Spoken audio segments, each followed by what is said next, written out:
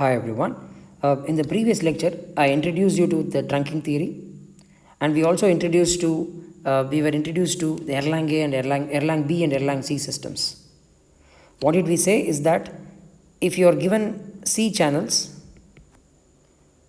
how many users can be supported with a certain blocking probability? Okay. So we said that the users can be number of users in a channel in a cell can be much greater than the number of channels available. Now obviously when this happens, you are going to have some blocked calls. So then what is the probability of call getting blocked? And that is a grade of service. It's a metric which tells you how good the operator is providing you the service. So the operator gets to decide if he is going to go for 1% blocking, it's a very good number. So you are going to pick an operator who is going to give you calls more frequently. So if he picks the percentage, the blocking probability, and he picks the number of channels available, then the traffic gets fixed. Once you know the traffic and once you know the per user traffic, you can calculate the number of subscribers you can support in the cell. So we'll solve few problems based on that, then it will become very clear. Okay. So the first question here is that a subscriber wants to have a 0.5% blocking probability. What is the number of subscribers that can be supported in a cell assuming a BCC, blocked call cleared system? That's an Erlang B system. The channels, now you are going to assume channels is the subscriber is experimenting and seeing how many channels does he need, how many subscribers he can support. If he varies the channels as 1, 20 and 100, C is going to be varied between these three values. And the total region has 100 cells. Okay, this is per cell. Per cell is going to give 1, 20 and 100, and there are 100 such cells. Okay, I've not spoken about the cluster size here.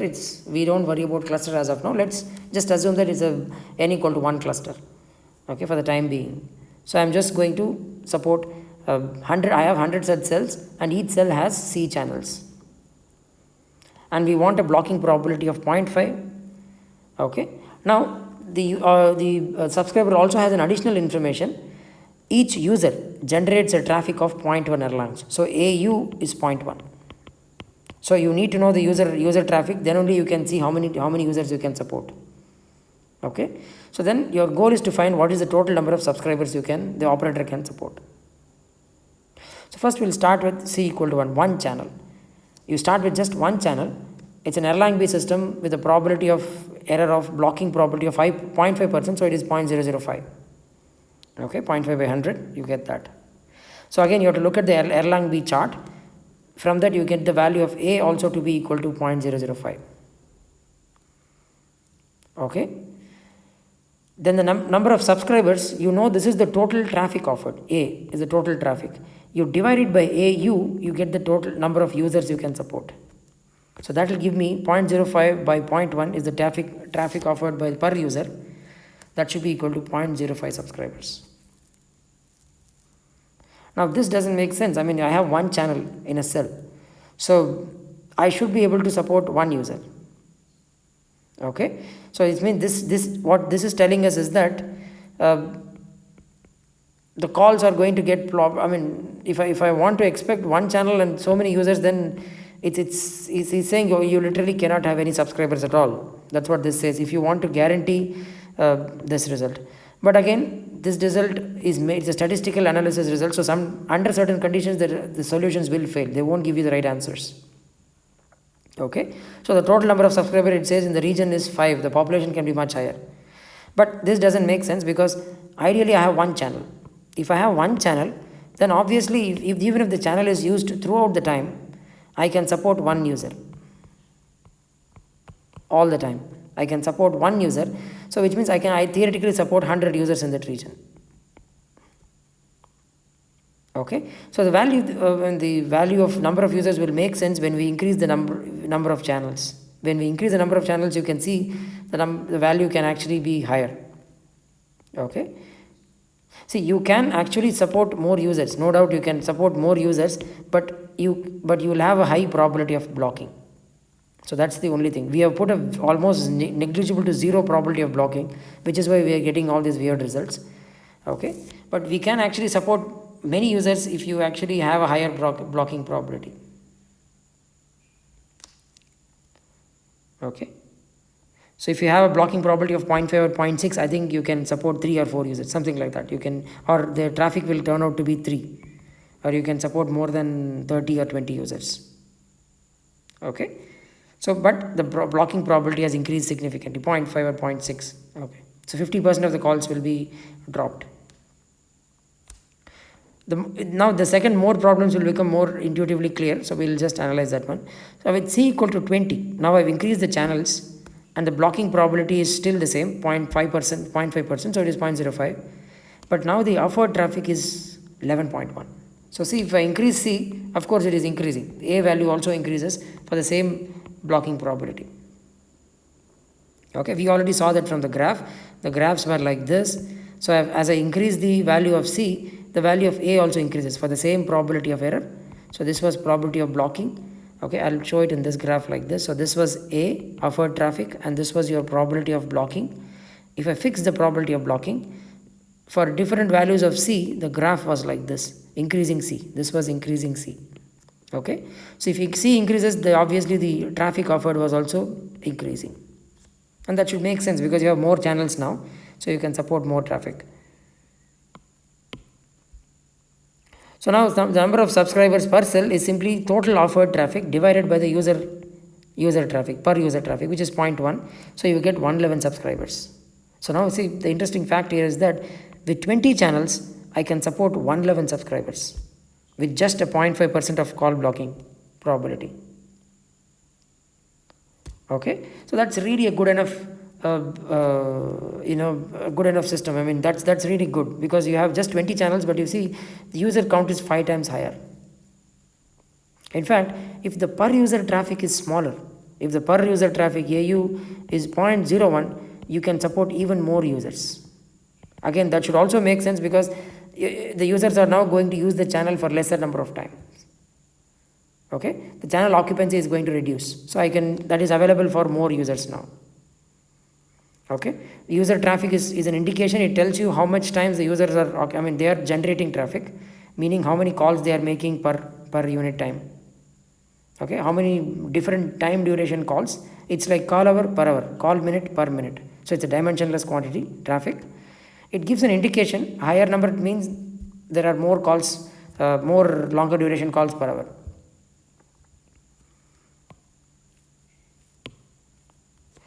The next case, I've picked 100 channels and it's an Erlang-based system with the same probability of error or probability of blocking, which is 0.5%. From the chart, you can calculate the value to be 80.9. Now, I can support 800 subscribers. I'll divide this by AU to get the number of subscribers. That will be 800. Now, if you see, this is almost a 8-fold increase. Right? Previously, it was a 5-fold increase. This is almost 8-fold increase. So if I increase C, you will see an exponential increase in A as well. Okay, and the total number of subscribers in the entire region is 100 cells. I have 100 such cells. It's almost 80,000, okay, 81,000 subscribers that you can support. So this is the way operators start with it. Okay, so first you decide upon what is the blocking probability, or that's your grade of service. So you decide upon what's your grade of service, and then start with certain number of channels and see how many users you can support in the system with this grade of service. So that's how you decided. So this analysis is for an FDMA system. Now the main goal of what we discussed so far, which is nothing but I wanted to compare a very interesting thing which I already discussed in the previous lectures, a very interesting method of reducing interference. I wanted to, we'll draw several conclusions from all the analysis that we have done so far. So another important parameter which is very useful in comparing sectored systems is trunking efficiency. Okay, what does it tell you is that for a given grade of service, your GOS for a given probability of blocking, how are you going to assign channels to each cell such that you actually serve the maximum number of subscribers possible. Okay, if you really have very large number of subscribers, for a reasonably small number of C and the same GOS, then it's really a good system.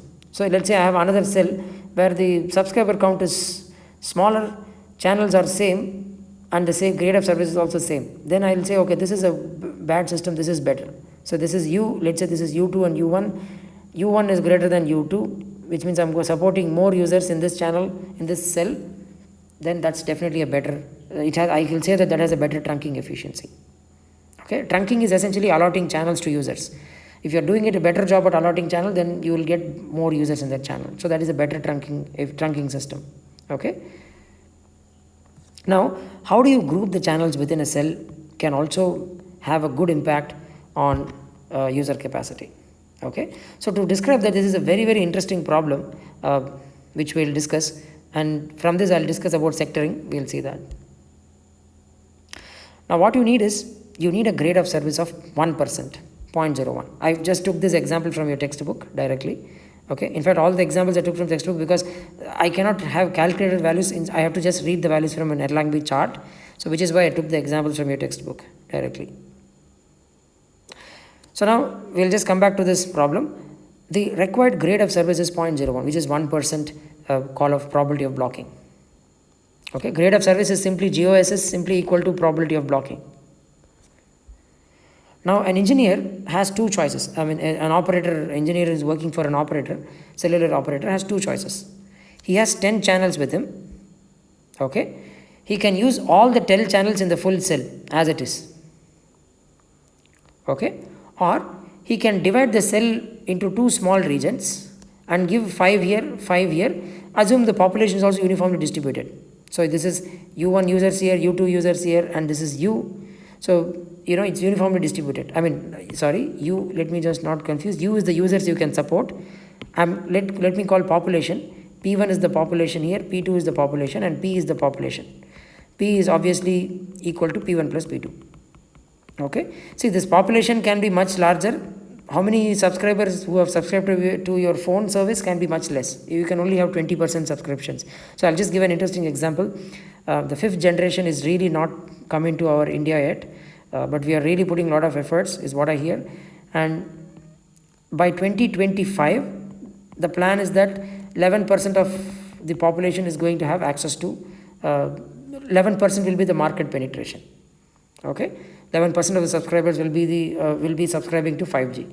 That's a really a very poor number. I mean, we'll see how it goes.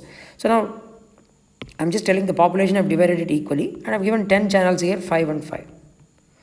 Now your goal is, the channel count here, and you also know the grade of service here.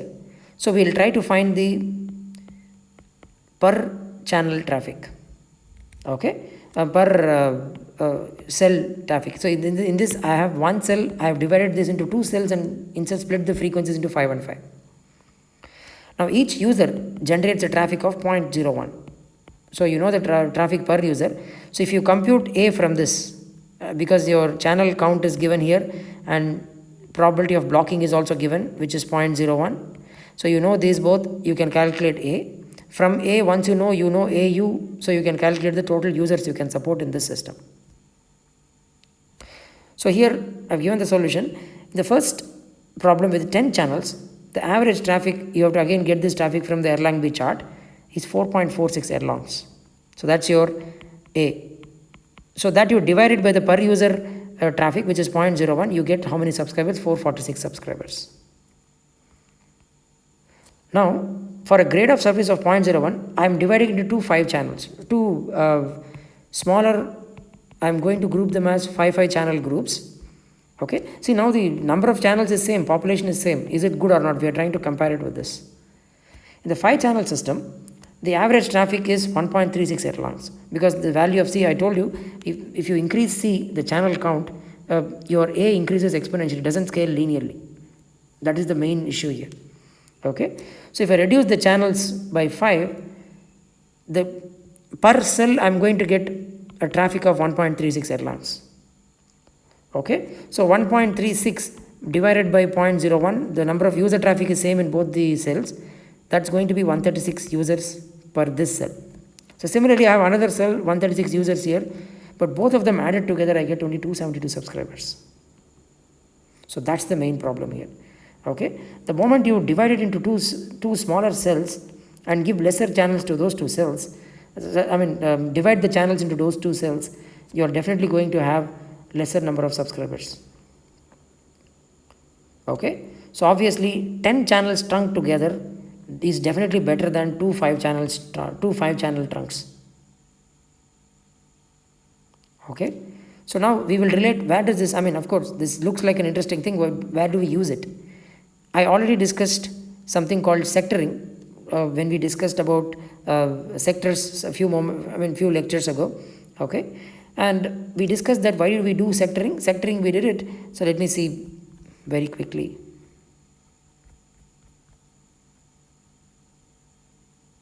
Yeah, so in this diagram, if you see, we did sectoring. We said that because now if your mobile phone is anywhere within the cell, I'll face interference only from two guys here, this guy and this guy. So this cell and this cell will only interfere.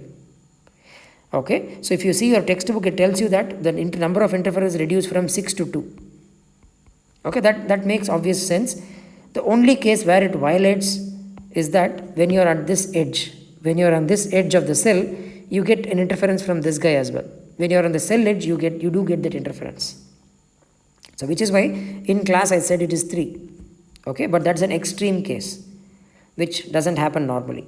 So that is why it's taken 2 in your textbook. For mathematical analysis, 2 works fine. See, normally what happens is your cell is circular in nature. The radiating pattern is circular. So you will have some overlapping circles. So you may be in the region where the third one will also interferes, but that's not a big concern. So I'll analyze it now, assuming there are only 2 interferers. Okay, 2 guys which lead to interference to this cell. I'm going to ignore the third guy. So what was the reason? If you recall, why did we go for sectoring in the first place? We went for sectoring because if you recall, the carrier to interference ratio is proportional or is equal to, for large values of D much greater than R, I said 1 by 6 root of 3n whole power n. N is your path loss exponent. So we said this 6 factor comes because of 6 interferers. Now going for 120 degree sectorization, I can reduce this to 1 by 2 into root of 3n whole power n. So for calculation simplicity, I'll just assume that it's a complete free space path loss everywhere. N is simply equal to 2. So in the first case, I'm going to have a path loss, a carrier to interference ratio of n by 2. So 3n by 6, so it is n by 2. In the second case, after performing sectoring, I'm going to have a carrier to interference ratio of 3n by 2. I've assumed n equals to 2, so you get 3n by 2. Now if you see, carrier to interference ratio has increased by a factor of 3. Previously, I needed to have a cluster size of n. So if you recall, carrier to interference ratio is proportional to n, which is good. Higher the value of the cluster size, better is the carrier to interference, because your frequency reuse distance is going to increase, right? The point we are going to it will be farther away. Here it's a n equal to 7 cluster, but if your n increases, the interfering base station is going to be farther away from the main base station. Okay, so of course carrier to interference ratio is proportional to n. That's what we discussed. Again, here the cell radius is fixed. For a given cell radius, we are discussing all this. Now in the second case, the carrier to interference ratio has increased by 3 times. So what I can do in the second case is that I have a carrier to interference ratio of 3n by 2. I'll write it here. So carrier to interference ratio is now 3n by 2. Okay, so let me write it at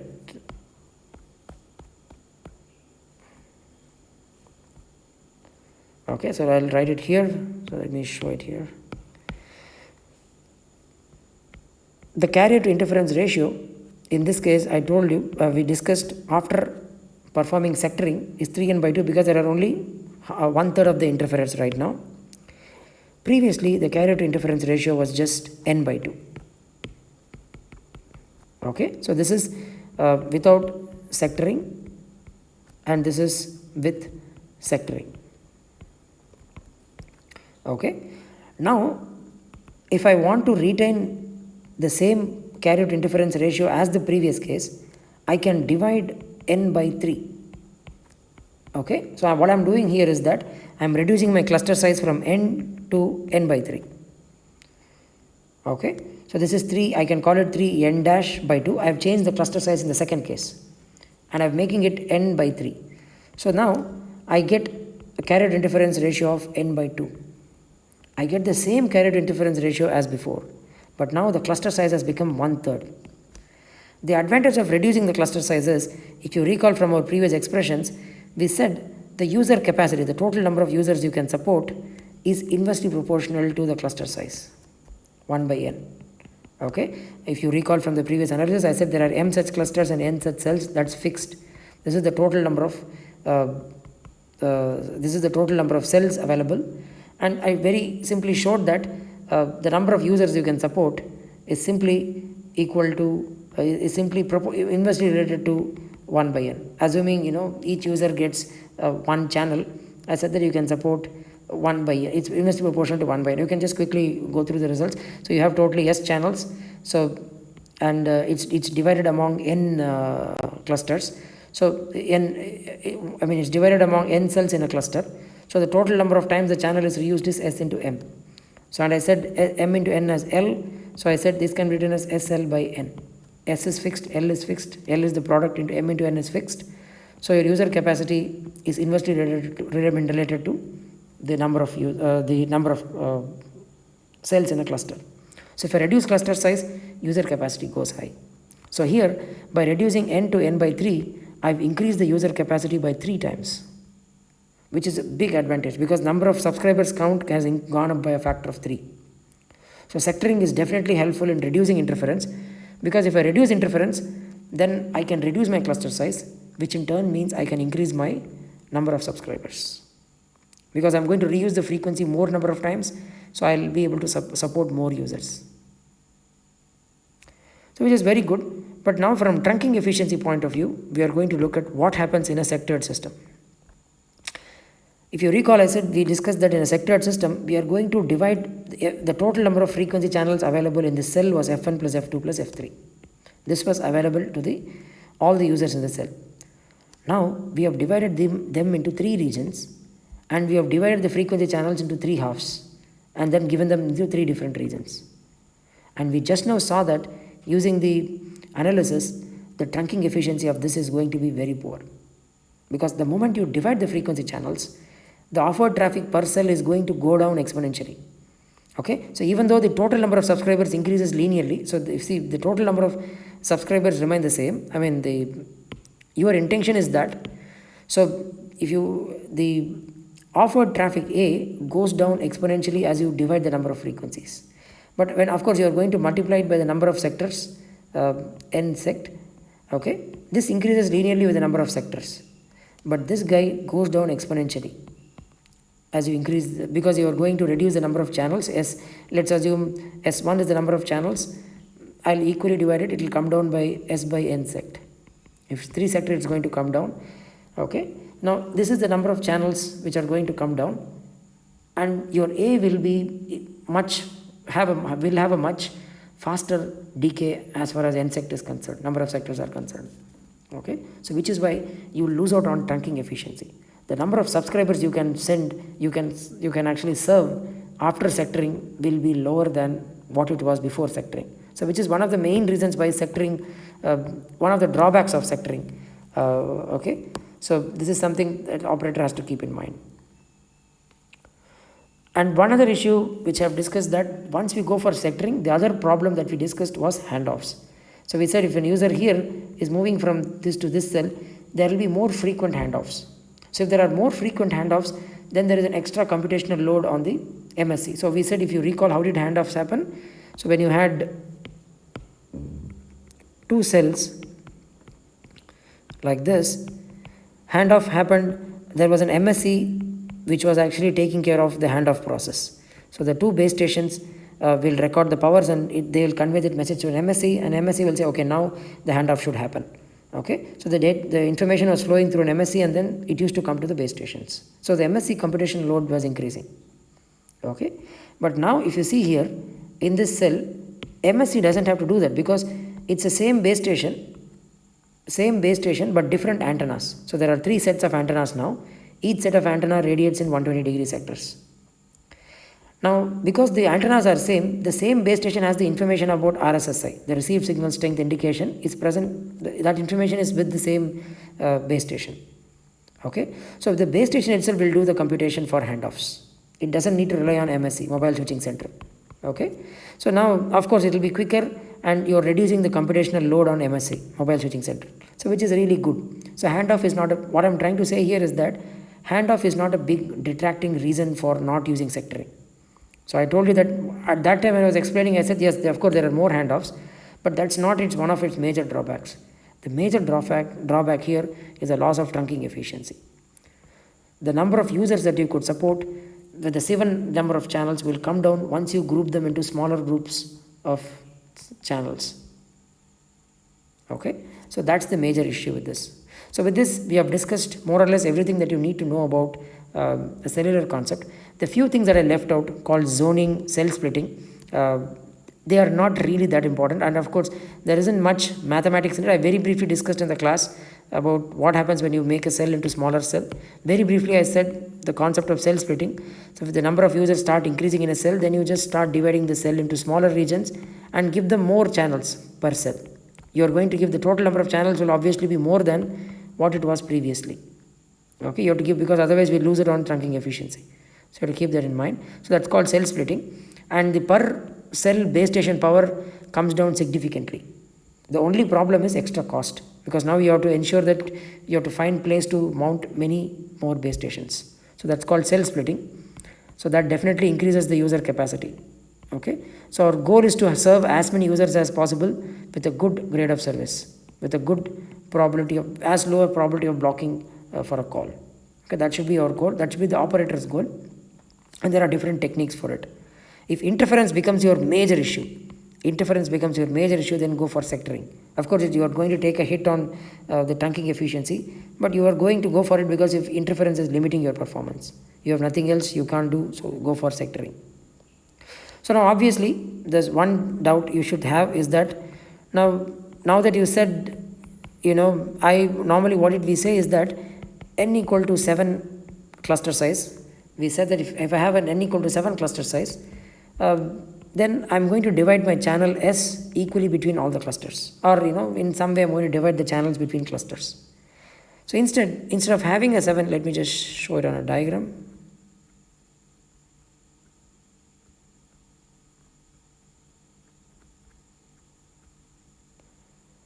Okay, so instead of doing this way, dividing channels and giving it each cell k amount of channels, why not have one big cell? Why not have a big cell covering the entire region? Okay, and give all the cells to the same guys. Where k1 plus k2 is S, I'm going to give S cells to this.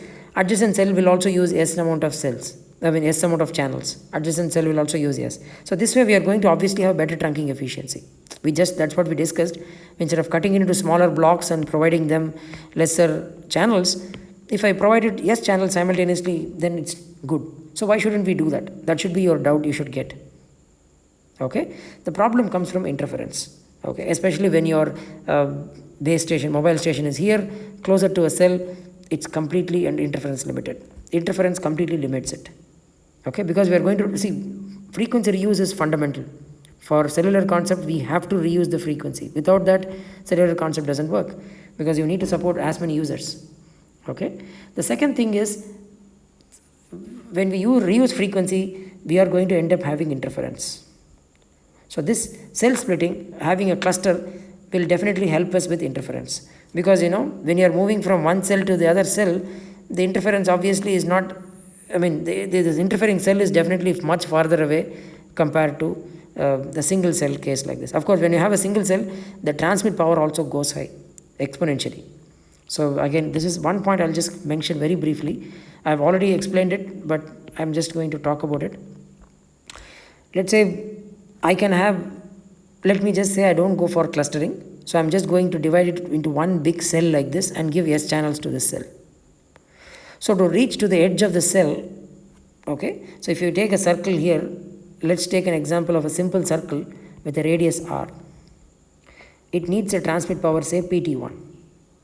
Now I'm going to reduce this into smaller circles of radius r by 2. So if the radius is r by 2, the area of this is going to be pi r square by 4. This is going to be pi r square.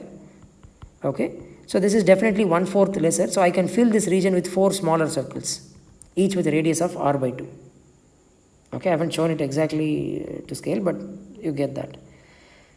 Now, the transmit power in each of these cells. Now, for example, let's say your mobile phone is fixed, so which means your noise level in the mobile phone is fixed. So the receive power at the edge, when you're at the cell edge, the receive power you're supposed to receive should be same whether it's a bigger cell or the smaller cell, because your cell phone is fixed. Okay, so then what should be the transmit power? Let PT1 be the transmit power, and that works for a radius of r. But now, by the time you reach a radius, the edge of the cell, your power received is going to be PT1 proportional to PT1 by r power n, where r and n is your path loss. In case of PT2, it's going to be PT2 by r by 2 whole power n. So which means it's going to be 2 power n into PT2 by r power n. Okay, so now this should be equal to PT1 by r power n. Okay, because at the cell edge both the power should be same. You should receive the same power. So in that case, I'm going to get PT2 as PT1 by 2 power n. Of course, if you have in a wireless communication, especially in urban environments, the path loss will be pretty high because you have so many buildings and all obstacles and all that. In a village, a rural area, path loss will be very much like a free space path loss, n equal to 2. Okay, but of course we are going to do all the splitting and all that more aggressively in an urban area, so we can assume your path loss n equal to 4. So then PT2 will be equal to PT1 by 16. So now if you see, I have of course 4 base stations now, because I have divided this into 4 cells. Each base station has to only transmit PT by 16, 1/16th. And the 4 powers, if I add up all the 4, I am still going to get PT1 by 4. So the total power has actually come down. Okay, so this is one of the reasons why we need single cell concept. I mean, we will divide this into bigger cell into smaller cluster, bigger cluster into smaller cells. Okay, and other reason is interference. Interference is the main problem why we do that. So you should think, okay, since trunking efficiency is telling us, why not do this? Okay, so but I said where trunking efficiency really matters is when you are going for sectoring. If you are purely interference limited, you have no other choice, you are completely exhausted, everything else you can do, okay, then you can go for sectoring. But when you go for sectoring, you are going to lose out on trunking efficiency. Okay, either you can support fewer users with good probability of error or with low probability of blocking, or you can support more users with higher probability of blocking. Okay, so that's what the trunking theory is now telling us. So by now you are equipped with knowledge of how to go about designing a cellular system. Okay, as an operator, what are the parameters you look for? How do you decide your cluster size? How do you decide your number of channels per cell? Okay, and how do you decide the number of, that gets, once you decide the cluster size, then if you choose that, okay, I'm going to have a good grade of service, which means only 5% of my calls are going to get blocked, or 0.5% of calls going to get blocked, then based on that you can decide how many subscribers you can support. Okay, the total number of subscribers you can support in the system. So that's how the basic cellular system is done. We also saw how all the parameters depend: cluster size, carrier interference ratio, okay, frequency reduce factor, the cluster size, and the number of users you can support. They are all related to each other. Okay, we saw some relationship between all these numbers. So with this, I finish the basic idea of cellular concept. If I feel if I missed out a point here and there, I'll probably make a video, or I'll now directly go to the wireless channel models.